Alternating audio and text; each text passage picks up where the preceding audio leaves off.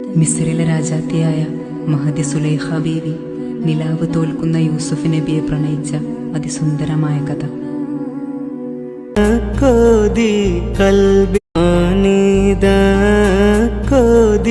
കൽബിൽ മദിര പൂങ്കനി തേനേ മദന പൂങ്കനി മെഹബൂബോരേ